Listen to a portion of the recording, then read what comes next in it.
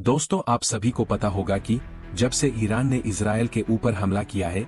तब से ईरान और इजरायल के बीच में टेंशन हाई स्तर के ऊपर है, क्योंकि ईरान के खिलाफ इजरायल ने सीधी धमकी दी है कि हम ईरान से इस हमले का बदला लेने वाले हैं। अब इसी बीच चीन ने इजरायल के साथ बड़ा खेल कर दिया है, जिससे अब इजरायल को ईरान के साथ निपटना बहुत ही ज्यादा मुश्किल हो सकता है, क्योंकि ईरान ने जिस प्रकार का हमला इजरायल के अंदर किया और उसकी जवाबी कार्यवाही करने की इजरायल प्लानिंग कर रहा है, तो ईरान ने अपने सबसे ताकतवर एयर डिफेंस सिस्टम में से एक हथियार ईरान को दे दिया है,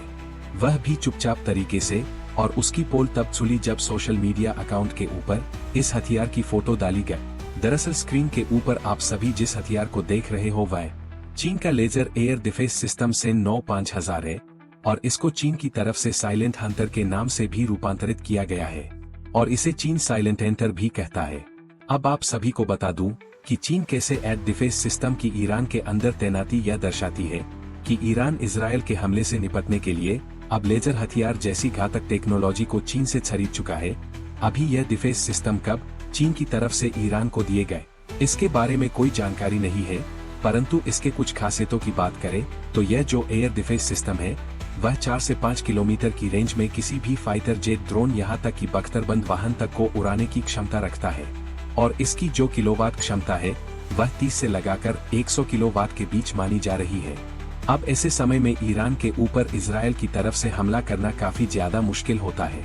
क्योंकि लेजर एयर डिफेंस सिस्टम काफी ज्यादा घातक और उन्नत हथियार होते हैं,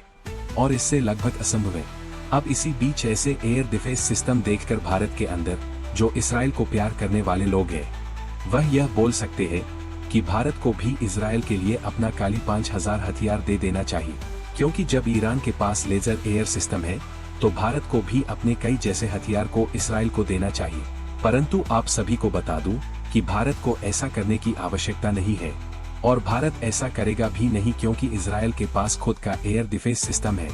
जिसे लेजर बीम के नाम से जाना जाता है, और शायद 2 साल पहले इसका टेस्ट वीडियो भेज रहा है, पूरी दुनिया के सामने रखा था। बस यह बात पक्की पता नहीं है कि ऐसे कितने एडवांस सिस्टम इजरायल अभी पर्याप्त मात्रा में ईरान के खिलाफ या फिर किसी अन्य देश के हमले के खिलाफ इस्तेमाल कर रहा है या फिर नहीं कर रहा है। अन्यथा इजरायल के पास खुद का एक laser air defence system already मौजूद है, और वैसे भी ईरान और इजरायल की लड़ाई में भारत ने एक मध्यस्थ की भूमिका हमेशा से निभाई है, और भारत का कहना है कि इस कॉन्फ्लिक्ट को और भी ज्यादा नहीं बढ़ना चाहिए, और जितने जल्दी हो सके इस युद्ध को खत्म कर और शांति वार्ता हो जानी चाहिए। इस कारण से भारत इजरायल को ऐसे हथियार और भी नहीं देगा। नमस्कार, धन्यवाद, जय हिंद, वंदे मातरम।